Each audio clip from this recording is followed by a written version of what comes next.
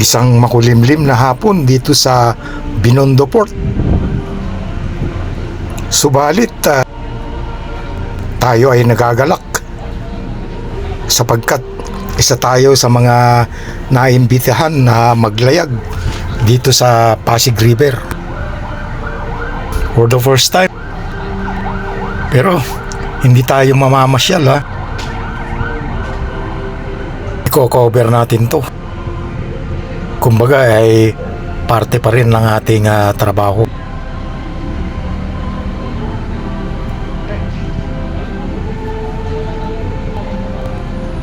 Biglaan lang ito at bigla na lang akong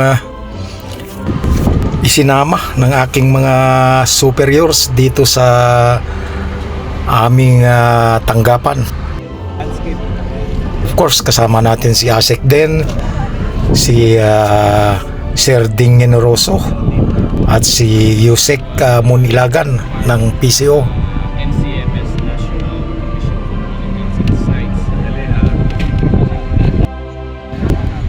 Nalaman na lang natin nung pagdating natin dito sa Binondo Port kung ano ang sadya nila. Yun pala ay itong paglalayag ng BB Florentino Das.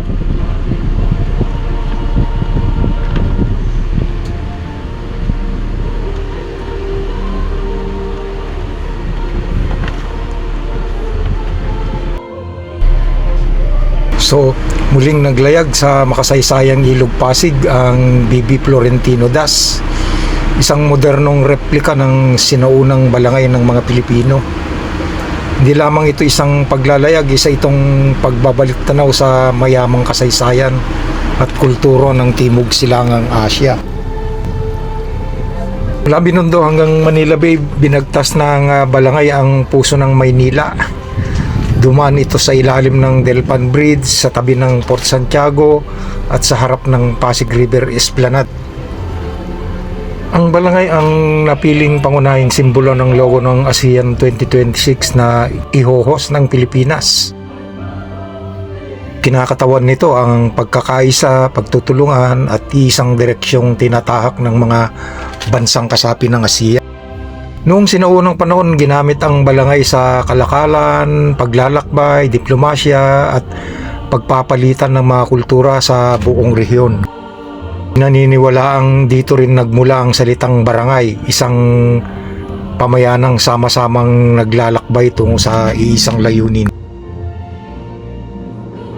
Ayon kay dating Undersecretary Art Valdez, ang paglalayag ay paalala rin ng pangangailangang buhayin muli ang Ilog Pasig.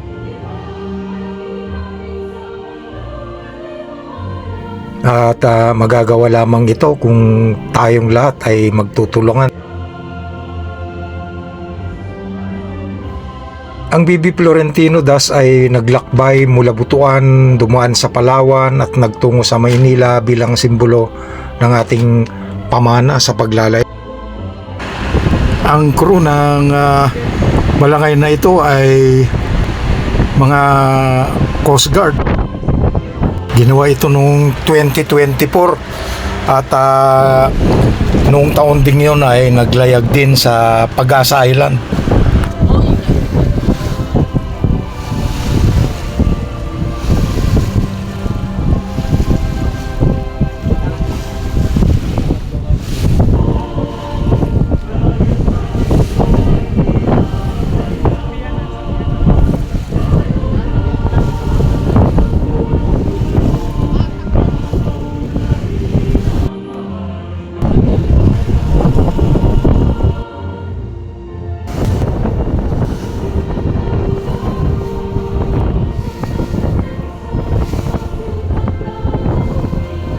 Sa bawat pag-ikot ng kanyang layag, huling nabubuhay ang kwento ng mga sinaunang Pilipino. At sa bawat paglalakbay nito, pinaalala ng balangay na mas malayo ang mararating ng isang bayan kapag sama-sama itong naglalayag. Sa puntong ito ay biglang lumakas ang alon. Kaya nataranta ang crew.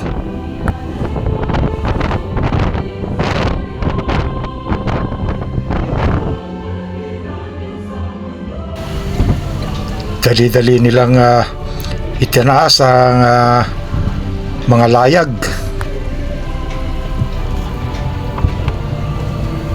Medyo kinabahan yung ating mga kasamahan, pero tayo naman ay sanay na dahil siyempre galing tayo sa Palau at nasanay na tayo doon sa mga laging pumupunta sa mga island.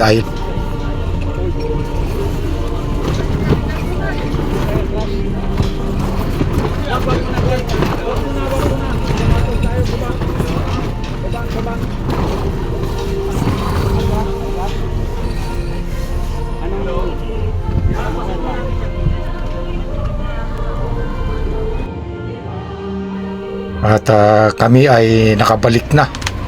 At sa ating harapan ay yung Esplanade na isang civic project ni First Lady Luis Araneta Marcos.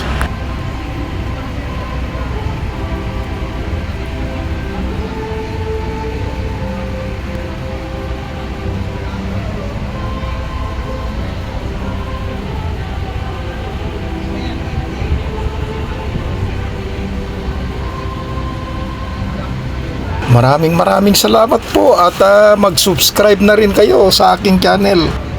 Thank you very much.